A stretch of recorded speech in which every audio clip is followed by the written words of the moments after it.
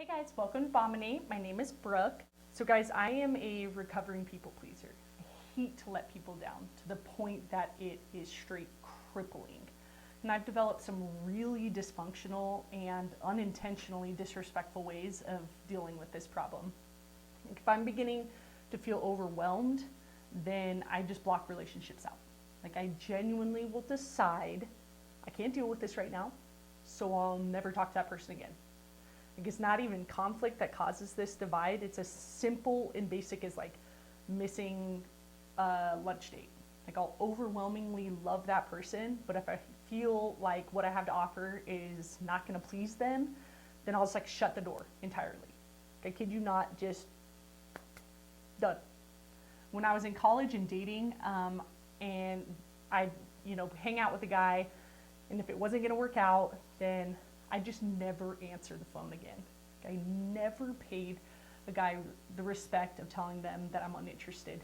Never. I'm really friendly, I'm naturally flirty, so I confused a lot of guys, I'm sure, and made them really mad.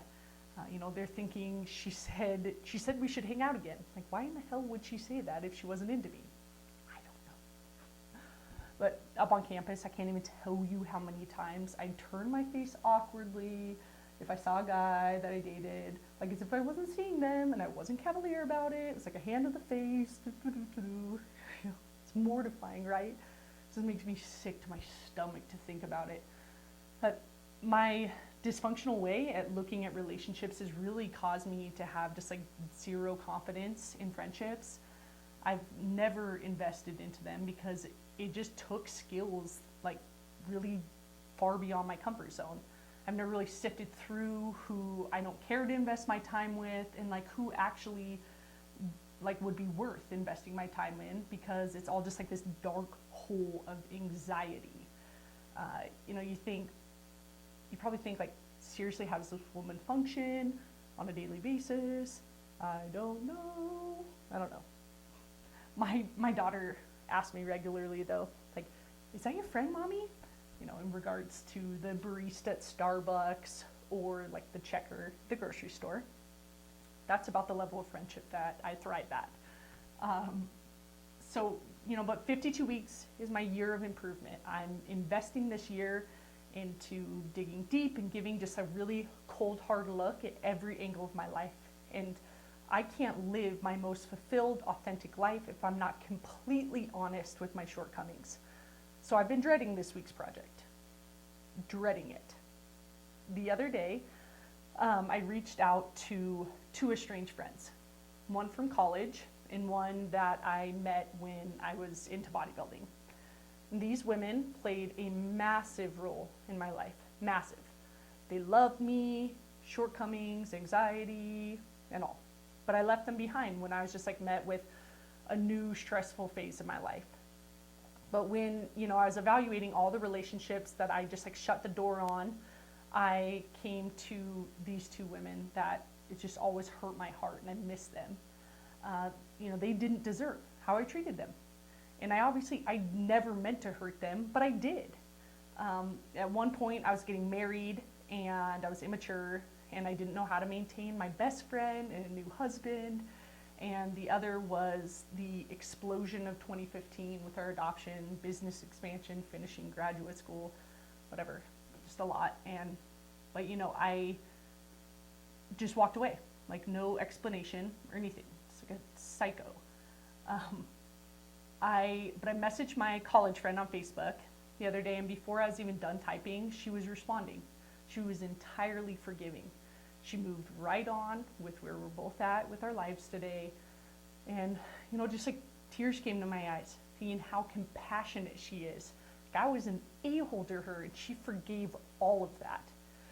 We've been messaging each other on and off for the past few days and I've really loved it. My second friend I reached out to, I was really nervous because since I had last spoken to her, she and her family had experienced a failed adoption. And I've just felt tremendous guilt and shame that I haven't reached out. Again, though, she texted me a few hours later telling me that she cried when she saw my text on her phone. I was just beyond humbled. I felt so sad because she thought she had done something wrong for me to step away. And that couldn't have been farther from the case. Now, I realize that not all friends would be as understanding as these two women. They're phenomenal human beings, and there's a very clear reason why I've always missed them. But you know, these unresolved relationships have worn heavy on my heart for going on 11 years. 11 years. Like, I've always felt unrest about them. And that's not a healthy or productive way to live. You know, I think it's insane how we just like get overwhelmed with something and we push it to the back of our mind over and over again. One day goes by, then a week, then a month, and it turns into a year, and all too quickly, you know, it's been too long to reach out. It becomes awkward. But I can tell you, it's never too late to reach out. And I can't even tell you the peace that I feel from reconnecting. Sometimes, you know, we don't realize how heavy the burden that we're carrying until it's lifted. I've always carried shame for dealing with friendships so poorly, just straight shame. But I feel empowered now. I feel capable. And I truly believe that it's a turning point in my relationships from here on forward. This is what I've learned from this experience, guys. Oftentimes, I think that we make a far bigger deal in our heads than they are. And I also think we often take things too personally. Most people, even loved ones, aren't putting that much thought into our relationships. Like, they have lives, they have their own stress. Even though they love us, we aren't that much of a priority.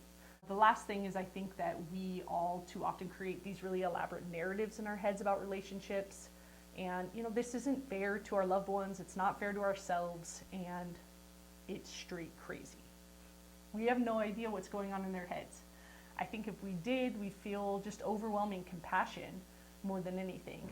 Guys, if any of you have an estranged relationship, I can't encourage you more to reach out right away. Just simply Facebook message them, or just a quick text like, I've missed you, I love you. If you realize really like how much peace it would bring, then you wouldn't give the discomfort of reaching out a second thought. I promise you that. Again, I just want to thank you all from the bottom of my heart for supporting me. This 52-week challenge is gifting me the opportunity to address every nagging concern in my life. You know, it's beyond liberating to address these issues.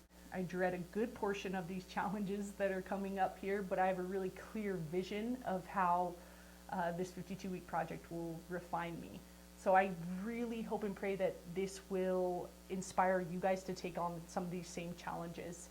Guys, please show me some love and like this video and subscribe. If any of you need a little push to reach out, please message me. I'd love to give a helping hand. Again, reach out. Reach out. If there's anyone out there, do it right now, next 30 seconds. Don't think twice, just do it. Thanks so much, guys.